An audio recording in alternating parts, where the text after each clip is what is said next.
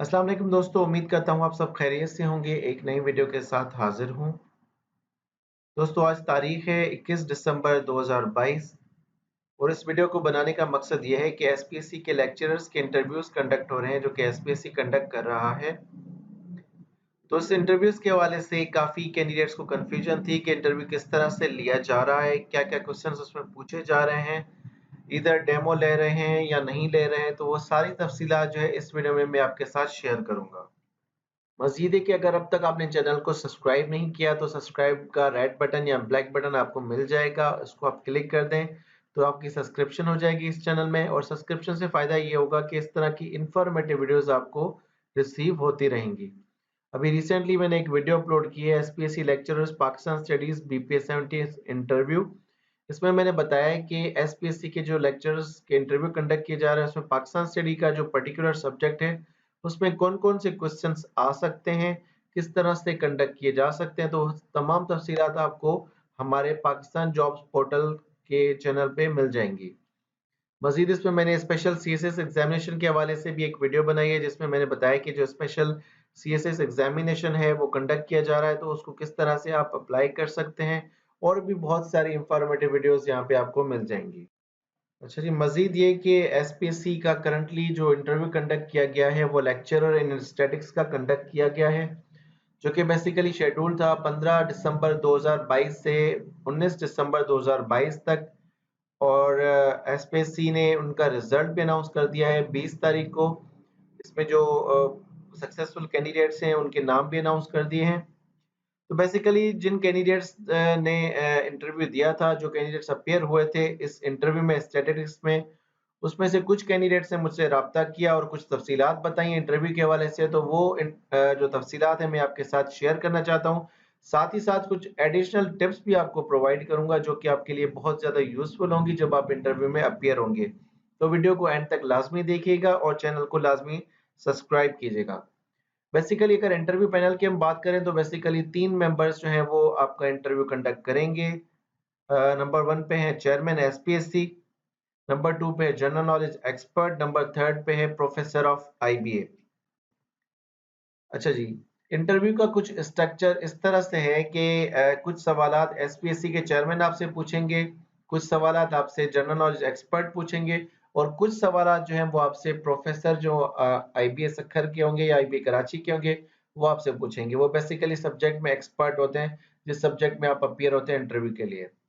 तो सबसे पहला जो सवाल इंटरव्यू में आता है वो आता है इंट्रोड्यूस योरसेल्फ। अब ये थोड़ा-सा कॉम्प्लिकेटेड क्वेश्चन होता है क्योंकि आपने ये डिसाइड नहीं किया होता या डिसाइडेड होता भी है कि क्या आपको बताना है अपने बारे में। तो बेसिकली उसके लिए एक टिप ये है कि इंट्रोड्यूस योरसेल्फ जब भी आपसे पूछें तो आप अपना नाम बताएँ, कहाँ से बिलॉन्ग करते हैं वो बताएँ। इसके साथ-साथ अपनी एजुकेशन और प्रोफ़ेशनल एक्सपीरियंस जो है आपका, उसकी तफ़सीलात आप दें, तो आपका जो इंट्रोडक्शन है वो कंप्लीट हो जाता है और करंटली आप क्या कर रहे हैं उसकी भी थोड़ी-सी तफ़सीलात आपने बतानी है। उसके बाद क्या होता है कि जो इंट्रोडक्शन आप देते हैं जो करंटली कैंडिडेट अपीयर हुए थे, उनसे क्या किया कि इंट्रोडक्शन जो जैसे ही उन्होंने दिया, इंट्रोडक्शन के बाद उन्होंने एक क्रॉस क्वेश्चन किया एसपीएससी के चेयरमैन ने। उन्होंने क्वेश्चन किया कि करंटली आप क्या कर रहे हैं? Nowadays what are you doing? तो आप क्या कर रहे हैं? एक क्रॉस क्वेश्चन हो गया। जैसे ही आपने बताया कि मैं ये कर रहा हूँ, तो फिर उससे कोई क्रॉस क्वेश्चन निकल सकता है, यानी क्वेश्चन से क्वेश्चन निकल सकता है। अच्छा जी, नंबर 3 जो क्वेश्चन एसपीएससी के चेयरमैन ने उनसे किया वो था what were your optional subject in BS statistics course. जिस कैंडिडेट ने अप्लाई किया था उसने बीएस स्टैटिस्टिक्स के बेस पे अप्लाई किया था जो कि इक्विवेलेंट है मास्टर्स के। तो यहाँ पे वो पूछ रहे हैं कि कौन से ऑप्शनल सब्जेक्ट थे आपके बीएस स्टैटिस्टिक्स में। और उस कैंडिडेट ने बताया कि one of my optional subject was environmental science. उसने अपना एक ऑप्शनल सब्जेक्ट बताया जो कि ऑप्शनल सब्जेक्ट वो एनवायरमेंटल साइंस का एक सब्जेक्ट था, वो उसके बारे में उन्होंने बताया। फिर उससे क्रॉस क्वेश्चन निकले। अब यहाँ पे एक टिप मुझे आपको देनी है कि जो भी आपकी डिग्री है, मिसाल के तौर पे अगर आपने एमए इस्लामियात में अप्लाई किया इस्लामियात के बेस पे अप्लाई किया है, एमए इंग्लिश के बेस पे अप्लाई किया है, तो एट लीस्ट आपको जो मार्कशीट पे आपके सब्जेक्ट्स लिखे हुए हैं, उसके बारे में नॉलेज होनी चाहिए कि कौन-कौन से सब्जेक्ट हैं। इस तरह ना हो कि मार्कशीट आपके सामने पड़ी हो और आपको सब्जेक्ट्स ही ना पता हो कि आपने कौन-कौन से सब्जेक्ट्स पढ़े हैं, तो वो थोड़ा-सा प्रॉब्लम हो सकती है आपके लिए। बेहतर है जो सब्जेक्ट्स आपने पढ़े हैं और वो आपकी मार्कशीट में लिखे हुए हैं, वो आप याद कर लें कि आपने कौन-कौन से सब्जेक्ट पढ़े हैं और कौन-कौन से सब्जेक्ट आपके फर्स्ट ईयर और सेकंड ईयर में थे। तो उससे रिलेटेड जो आपके सवाल निकलेंगे, फिर आप उनकी तैयारी कर सकते हैं। अच्छा जी, इनसे जो सवाल पूछा वो था, one of my optional subject was environmental science. Environmental science उसका पर्टिकुलर कैंडिडेट का ऑप्शनल सब्जेक्ट था। अब उसी से ही क्रॉस क्वेश्चन हुआ कि व्हाट इज क्लाइमेट चेंज। अब क्लाइमेट चेंज किस में आता है? एनवायरमेंटल साइंस में आता है। तो क्लाइमेट चेंज की डेफिनेशन और थोड़ी सी तफसीलात उस कैंडिडेट ने बताई। फिर उसके बारे में डिजास्टर का पूछा कि डिजास्टर क्या होता है। इस तरह से क्वेश्चन निकलते गए। 2-3 क्वेश्चन उससे कैंडिडेट से कर लिए चेयरमैन एसपीएससी ने। उसके बाद फिर क्वेश्चन पूछना शुरू किए जीके एक्सपर्ट ने, जनरल नॉलेज एक्सपर्ट ने। जनरल नॉलेज एक्सपर्ट जो है वो कुछ इस तरह से उसने सवालात किए। सबसे पहले पूछा कि सीपेक का एब्रीविएशन क्या है, यानी कि सीपेक का फुल फॉर्म क्या है। उसके बाद पूछा कि सीपेक के बेनिफिट्स क्या हैं। उसके बाद पूछा कि बेनिफिट्स ऑफ थरकोल प्रोजेक्ट क्या क्या है, यानी कि थरकोल जो प्रोजेक्ट है उसके क्या क्या बेनिफिट्स हैं। उसके बाद फिर ये वाला जो टॉपिक है मोस्ट इम्पोर्टेंट है कि district information from where you have come, या जहाँ से आप बिलोंग करते हैं उस डिस्ट्रिक्ट की कंप्लीट इंफॉर्मेशन आपके पास होनी चाहिए जहाँ से आप बिलोंग करते हैं। मिसाल के तौर पे अगर आप सक्खर से बिलोंग करते हैं तो सक्खर की आपके पास इंफॉर्मेशन होनी चाहिए। सक्खर बैराज है, सक्खर बैराज में कितने दरवाजे हैं, कब बनी, और इसके अलावा सक्खर में कौन-कौन से एरियाज हैं, और सक्खर डिवीजन है या डिस्ट्रिक्ट है, ये तमाम चीजें आपको मालूमात होनी चाहिए। सक्खर के कितने तालुका हैं, ये सारी चीजें आपको इंफॉर्मेशन होनी चाहिए। आपके सक्खर शहर की क्या चीज मशहूर है, तो ये चीजें आपको मालूमात होनी चाहिए। उसके बाद नंबर 5 पे इंफॉर्मेशन अबाउट सिंध, सिंध से रिलेटेड क्वेश्चंस किए गए। सिंध से रिलेटेड क्वेश्चंस जो हैं उसका एक पीडीएफ फाइल मेरे पास मौजूद है जो कि मैं इस वीडियो के डिस्क्रिप्शन में आपके साथ शेयर कर देता हूं। उसको डाउनलोड करें, उसको रीड करें, उसमें कंप्लीट इंफॉर्मेशन है। सिंध से रिलेटेड एमसीक्यूज जो होते हैं, क्वेश्चंस होते हैं, उसकी मालूमात है। उसके बाद नंबर 6 पे डिटेल्स ऑफ इंटरनेशनल ऑर्गेनाइजेशंस। अब जीके एक्सपर्ट जो है वो कोई भी जनरल नॉलेज का सवाल पूछ सकता है। इस पर्टिकुलर कैंडिडेट से जो सवालात पूछे गए वो थे इंटरनेशनल ऑर्गेनाइजेशंस के हवाले से, यानी कि सार्क ऑर्गेनाइजेशन क्या होती है, यूएनओ क्या होती है। तो ये मालूमात जो है ना ऑर्गेनाइजेशंस की आपको गूगल से भी मिल जाएगी, किसी भी बुक से भी मिल जाएगी। इसकी तैयारी करें। साथ ही साथ जो कैपिटल्स होते हैं, करेंसीज होती हैं, उसकी तैयारी भी आप कर लें। जीके में ये लाजमी आते हैं। उसके बाद फिर current social and economic problems of Pakistan. Pakistan की करंट सोशल और इकोनॉमिक प्रॉब्लम्स कौन-कौन से हैं, उसकी थोड़ी सी तफसीलात। जैसे कि करंटली हमारे पास इकोनॉमिकल इशू चल रहा है, मईशत हमारी जो है वो बिल्कुल लो लगी पड़ी है, डॉलर जो है वो ऊपर जा रहा है और रुपी नीचे आ रहा है, और जो है वो डॉलर परचेज करने में प्रॉब्लम हो रही है, एलसीज ओपन करने में प्रॉब्लम हो रही है। तो ये तमाम तफसीलात आपको मालूमात होनी चाहिए कि करंट इकोनॉमिकल या सोशल प्रॉब्लम्स पाकिस्तान की कौन-कौन सी हैं और अब अभी उस पे क्या काम हो रहा है। तो ये थे जनरल नॉलेज के जो एक्सपर्ट थे उनके क्वेश्चन थे। आपके टाइम पे कोई और क्वेश्चंस भी हो सकते हैं, लेकिन जनरली जो क्वेश्चंस है वो अक्सर रिपीट भी होते हैं। तो आपको एक अंदाजा हो गया होगा कि जीके एक्सपर्ट किस तरह के सवाल आपसे पूछ सकता है। अच्छा जी, उसके बाद फिर questions by subject professor. Subject के जो प्रोफेसर थे उन्होंने बेसिकली क्वेश्चंस भी पूछे और डेमो भी लिया। सबसे पहले उन्होंने सवाल पूछा, व्हाट आर यू डूइंग, आप करंटली क्या कर रहे हैं। अगर वो कैंडिडेट बता रहा है कि मैं फलां जॉब कर रहा हूं तो उस जॉब से हवाले से कोई चीज पूछ सकते हैं। अगर आप यानी कुछ नहीं कर रहे तो उसके हवाले से पूछ सकते हैं कि क्यों अभी तक आप फारिग बैठे हैं, आपने कोई काम क्यों नहीं किया। तो ये आपने प्रिपेयर पहले से ही रहना है इसके हवाले से। Number 2, give demo from any topic you like.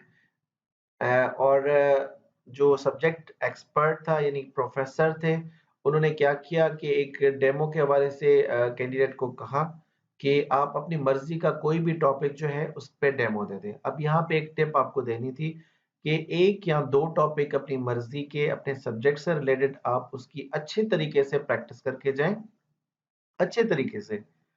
और उस पे एक डेमो भी जो है अपने फैमिली मेंबर को दें या किसी टीचर को अपने जो है ना अपना डेमो सुनाएं, और टीचर को कहें कि इसमें से मुझसे क्वेश्चन पूछें, बार बार मुख्तलिफ क्वेश्चंस पूछें कि कौन कौन से निकलते हैं। अब यहाँ पे मैं एक एग्जांपल आपको देना चाहता हूँ कि जो क्वेश्चन जो कि डेमो दिया गया उस स्टूडेंट की जानब से, वो था सैम्पलिंग पे, कि सैम्पलिंग क्या होती है। उसने सैम्पलिंग को डिफाइन किया अच्छे तरीके से, खड़े होकर वहां पे डेमो दिया। अब सैम्पलिंग से क्रॉस क्वेश्चनिंग किए गए, यानी कि वो कैंडिडेट बता रहा है cross questioning from the demo topic. कौन कौन से क्रॉस क्वेश्चनिंग हुए, कि सैम्पलिंग की टाइप्स कितनी होती है, सैम्पलिंग उसने बताया सैम्पलिंग की टाइप्स कितनी होती हैं।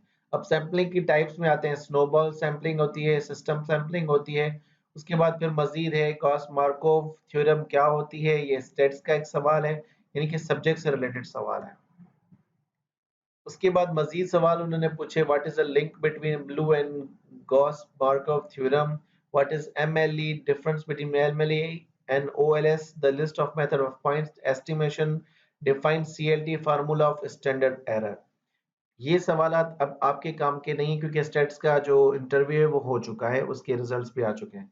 लेकिन इन सवालात की जगह पे अगर आप खुद के जो आपके जो सब्जेक्ट्स हैं उनको रखकर सोचें, तो आपको काफी अंदाजा होगा कि आपके सब्जेक्ट से क्या क्या सवालात आ सकते हैं। उसके लिए भी मैं आपको सजेस्ट करूंगा कि आप डीप स्टडी करें अपने सब्जेक्ट्स की, स्पेशली मास्टर्स की, ताकि आपको हर एक सवाल का एक आइडिया हो जाए कि क्या सवाल आ सकता है, उसका मुझे क्या जवाब देना है। तो ये सवालात जो है कुछ प्रोफेसर्स ने पूछे जो सब्जेक्ट के रिलेटेड थे। नेक्स्ट कुछ इंटरव्यू की टिप्स मैं आपके साथ शेयर करना चाहता हूँ। सबसे पहली टिप मैं आपको देना चाहूंगा वो ये है कि always reach on time, never be late. कभी भी आपने लेट नहीं होना इंटरव्यू में। इंटरव्यू से 10 मिनट 20 मिनट आधा घंटा पहले भी आप पहुंच जाएं, वहां पे वेट करें, थोड़ा सा खुद को रिलैक्स करें, कॉन्फिडेंट रहें, और टाइम पे पहुंचना बहुत ज्यादा लाजमी है, कभी भी लेट नहीं होना। नंबर 2 पे well prepare yourself from subjects of your masters degree. आपकी जो लास्ट डिग्री है, मास्टर्स है या बीएस 4 इयर्स है, उसकी मुकम्मल जितने भी सब्जेक्ट्स हैं उसकी आपकी नो हाउ होनी चाहिए। लेकिन जो एक मेन सब्जेक्ट हो जाए उसकी बहुत ज़्यादा नो हाउ आपको होनी चाहिए। मिसाल के तौर पे अगर हम कॉमर्स के इंटरव्यूज की बात करें, तो कॉमर्स में ज़्यादातर जो सवालात की जाते हैं वो काउंटिंग के सब्जेक्ट की किए जाते हैं। कॉमर्स तो वैसे वसी फील्ड है, लेकिन ज़्यादातर क्वेश्चन जो है वो काउंटिंग, कॉस्ट अकाउंटिंग के जो सवाल आते हैं, इकोनॉमिक्स के सवाल आते हैं, वो किए जाते हैं। तो कुछ पर्टिकुलर सब्जेक्ट्स होते हैं जो मेजर सब्जेक्ट्स होते हैं आपके डिग्री के, उसको आप ज़्यादा से ज़्यादा गो थ्रू करें, ज़्यादा से ज़्यादा डेप्थ में जाके उसकी स्टडी करें।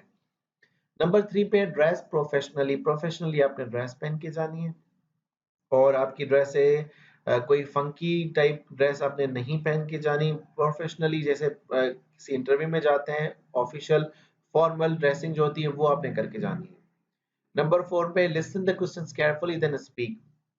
जो भी क्वेश्चंस आपसे किए जा रहे हैं उसको पहले अच्छी तरह से सुने, सुनने के बाद आप रिप्लाई करें, यानी कि बोलें।